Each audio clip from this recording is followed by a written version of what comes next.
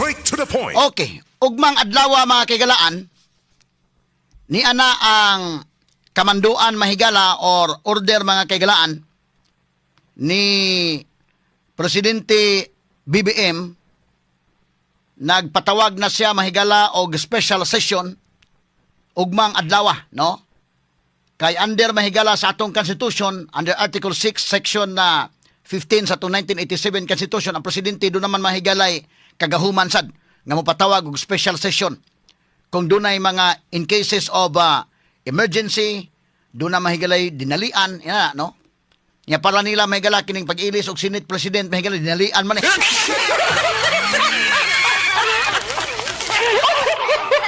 Kay og dili ni dalion mahigala maka padayon man sa si Senator Alan Peter Cayetano sa ilang technically technically ang ilang Senate Blue Ribbon Committee nga ilang block ni Alan Peter Cayetano makapadayon day.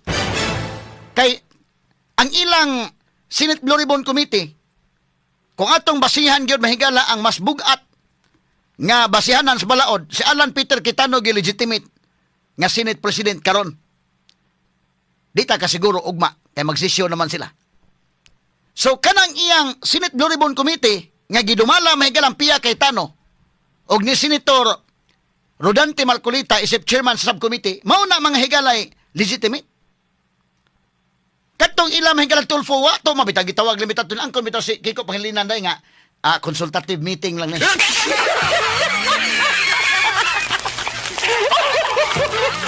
Ikog siguro si Senator Kiko Pangilinan hunahuna kag abogado gud ka nya imong yung pugos. So ningon si Kiko Pangilinan nga consultative meeting. Pero tan-awon pud nimo mahigala og unsa may tuyo sa Senate Blue Ribbon Committee. Ang kanang Senate Blue Ribbon mo imbestigar na sa mga anomalya sa gobyerno. Nya tan-awon nimo mahigala ang giimbestigahan gyud gawas mahigala sa maghisgot tag legitimacy sa duha ka grupo, duha ka Blue Ribbon Committee, butan ta lang nga duha. Ang kining ilang Pia Cayetano og ni Rodante Marcolita mao gini na sakto mga kagalaan sa ilang direksyon day. Nga ipatawag itong mga witnesses nga motumbok kinsa ni mga officials gobyerno nga mga nagdawatan sa mga malita. Ang ilang tulfo gito mamao, lani man kang ilang ipatawag mahigala si Matibag aron dauton kung kinsay mosulti sa mga nakadawat sa mali-malitang kwarta. Straight to the point. Mo na nga kung tan-aw nimo simple kayo. Ang katawhan Pilipino dili nimo ma-underestimate ang understanding sa mga tao, dili taon bugo ng mga Pilipino, kasabot na sila. Mo na kung kabantay mo ang Blue Ribbon Committee hearing ni Alan Peter Cayetano 100,000 kapin ang live viewers, ang ila 6,000 ra. Ngano kasabot man tao nga asa may angay natong paminawon. Kasabot ang tao dili mo ma-underestimate oy. Karon kung madayon ang Senate Blue Ribbon Committee lang Alan Peter Cayetano valid gyapon. Pero ugma ako prangka na yung istorya, o ugma pohon, ilan na yung maklaro kay ingon majuel nga motambong, so matrisi na yun sila, da ka na. Kini ako wala gibayas-bayas, base sa balaod na yun, may ngon ko nga na, legitimate na ugma si Wayne Gatchalian. Kay, na may special session, patawag ni Mas Marcos. Ya, Jewel Mahigala, medyo, nihatag na una-unag isyong statement makagalaan, nga medyo, tutuparin ko niya ang sagradong, sana, sa ilalim ng saligang batas. Pero mo, lagi na, mabasol ba ni Mos Joel sa mahigala nga maglingi sa asa man kamusunod ni Jinggoy or ni Chis. As of this time, di ko kasiguro ugma adto na Joel Villanueva, o niya matrisi na gid sila, madayon na gid mapuhong adlaw, mingon ako nga, mao na ng panahon na ma-legitimate na ang claim mga kailangan dili na sa Abilino katong Abilino case nga ipugos gyud pag-apply.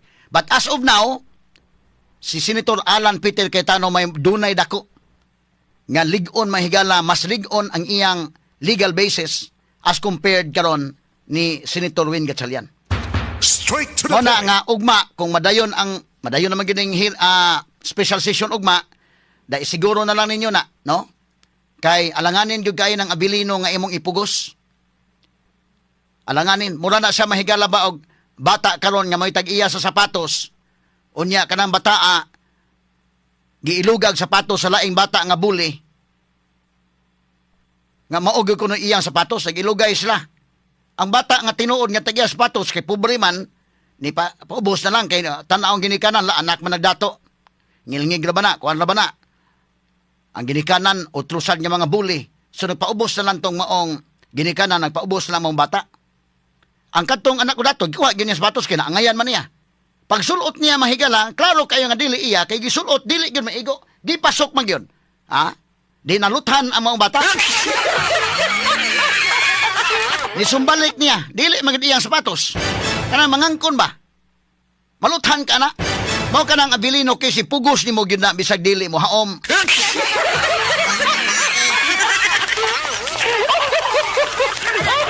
Maluthan ka ng kalakiha. Mo na nga kinini ang Blue Ribbon Committee hearing kung madayon galit na karon. Kay doon na may nabutang mo guni nga duha ka black. Pulos nag-claim nga doon legal basis mga higala kay Tano Black o Guachalian Black. So ang Blue Ribbon Committee mga higala ni Cayetano, si Pia Cayetano ug si Rodante Marcolita. Ang Blue Ribbon Committee mga higala ni Win Gatchalian, si Erwin Tulfo. So karon, kung madayon pa ni ang laing hearing sa Blue Ribbon Committee karon, valid gihapon. Gumikan kay ang sinugdanan anak mahigala kadto mangyong na-elect og 13 ka mga senators. Og kana mahigala Senator Alan Peter Cayetano man, mo nang Senate President siya. O niya si Win Gatchalian kay bawas lang nga di man gyud ma-elect nila president kay klaro man sa konstitusyon, di man mabakak. Ay wingo man konstitusyon mahigala Article 6, Section 16 paragraph 1 nga of all its members. So medyo lisod gyud. Unya kana mahigalang kurom nga hisgutanan sa normal mga higala o natural ordinary business sa Senate o routine business sa Senate, pwede ra ang kurom mga higala sa majority nila. Pero og magisgot kay election of officers under Article 15, Section 44, klaro gyud except during the election of officers as provided in Section 2. I-connect na nga to Section 2. So muna akong ingon, kung atong timbangon, kini klaro-klaro lang ba? Mas ligon o baruganan si Alan Peter Cayetano. So kanang Senate Blue Ribbon Committee ni Alan Peter Cayetano, mo na mga higalay legitimate nga mo investigar.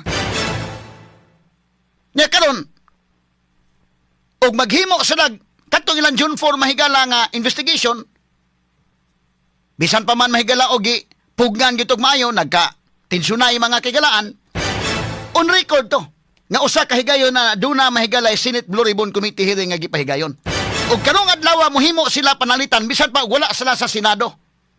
Nga naman, mahitabo na rin, gubot man ang ito Senado. Magubot man, kay di man pasudlon mahigala sa mga sila na may haod doon dito. So nahitabo, matod pa mahigala, kung madayon, doon na mga higalay Senate Blue Ribbon Committee hearing nga ngadto ipahigayon sa Double Gem EDSA Garden Events Place. Sila na lang mo paubos mga kaigalaan. Kay lisod man kayo, di pasudlon ang mga Marines. Gipangbuli dito mga sukid di paminaw. So paglikay sa kagubot, paglikay mahigala sa kaguliyang, sila maoy ni adto og laing lugar. Kay wa man nila, di man nila ang pulis sa Malacañang, to man mahigala naka side ni Win Gatchalian. So lisod kayo. So aron nga way gubot, ngita sila og laing lugar. But ang buhian mahigala nga mga statements mao gihapon. Ngano man ngadto mo to magsugod sa kinsa man gyud ang tinuod nga Senate President. Kay kanang tinuod nga Senate President, ang iyang Blue Ribbon mo na legitimate. Nya nahitabo ba mahigala nga kini ang dunay 12 kabuok nga gideklarar nga quorum kaniadto mga kaigalaan. Kanang Abilino case mahigala, dili na balikon ako obiter dictum ra ang gisulti Supreme Court. Miingon Supreme Court lack of jurisdiction. Ngano man gi-consider sa Supreme Court nga political question na. So lack of jurisdiction. Pero nihatag sa opinion mahigala mo nang obiter dictum. Unya ang nahitabo ni adtong 2016, doon na mahigalay 12 ra kabuok sila nga gideclare ni Drilon nga quorum, pero iyang gi-explain. Ngano man, in line mahigala sa Abilino case, kung wala diha sa coercive power sa Senate, like tuwa sa gawas nasod, mamuto ni tabo sa Abilino case mahigala kay si Senator Tomas Confessor dito mas gawas sa nasod. Wa sa gi-appeal sa kwintada. Pero si Senator Vicente Soto nga na hospital, appeal sa kwintada. Naroon sa Pilipinas taken. Appeal sa kwintada si Vicente Soto, Senator Vicente Soto nga na hospital. Si Tomas Confessor may wa ma-appeal kay tuwa siya sa Amerika. Mo na nahitabo mahigala pag 2016 si Drilon mahigala mo ay Senate President or 2016 ba tanawa ko no dong. Palayo ko no ko dong sa ato i-play ning maong video be. Sige ko no. Kani 2015 day, 2015. Sige, atong i-play ko na dong. Wala, gi-explain ni Drilon nga nung ni-declare siya quorum, tawa ha? Okay. Audio dong. Kana. 12 senators present. The chair declares the presence of a quorum for the following reason. Out of the total membership of 24, there are 4 senators presently out of the country, and therefore they are not counted as part of the quorum in accordance with the decision of the Supreme Court. There are 3 of our colleagues under detention and physically unable to attend our session.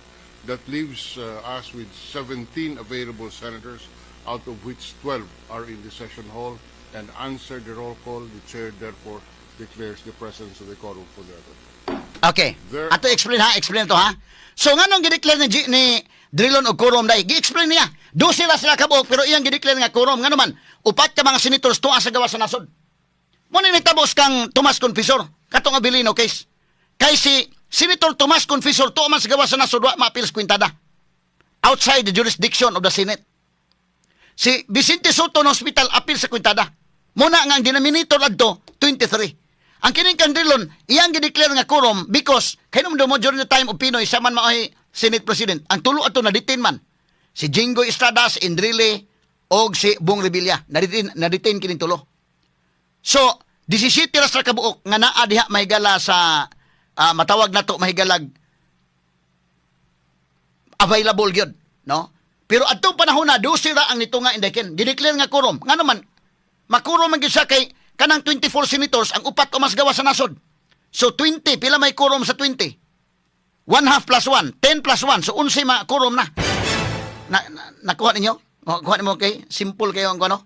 So gi-declare nga quorum kay bayo kag mangutana ka. Do na bay nahitabo nga session nga quorum nga 12 ra sila do na. Ngatong May 5, 2015. Ang katong Abilino case 1949 to mga sukid dig paminaw. Kini 2015 pero gi-explain ni Drilon in line sa Abilino case nga walay appeals kwintada ang tuwa sa gawas sa nasod kay outside just jurisdiction sa Senado.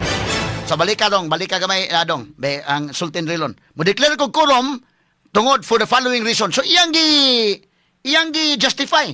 Okay, balik gamay names. Sige names. There are 12 senators present. The chair declares the presence of a quorum for the following reason. Out of the total membership of 24, there are 4 senators presently out of the country, and therefore Okay ka na ha? they are not 4 outside the country ha? Sa to pa, pila naman na nabilin? 20. Pila may quorum sa 20 daikin? Nga mo mapil sa ihap. 1/2 is 10. 1/2 plus 1 mo na quorum. So, og 20 na lang kabuk na habilin kay upat tuas gawas sa nasod, ang 1/2 ana is 10 ka senators. Plus 1 mo na majority. So, quorum. Gi-explain ni Drilon.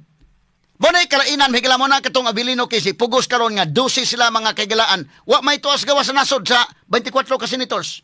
Nga imong ipugos, alanganin gyud mo na nga sa ako nang giingon sa pagkakaroon as of today, ang legitimate Senate President mahigalang dunay ligong basihanan si Senate President Alan Peter Cayetano as compared ni Win Gatchalian. O kanang iyang Senate Blue Ribbon Committee mao na mahigalay dunay igong legal basis as compared sa Blue Ribbon Committee nga gi-chaired mga higala ni Erwin Tulfo.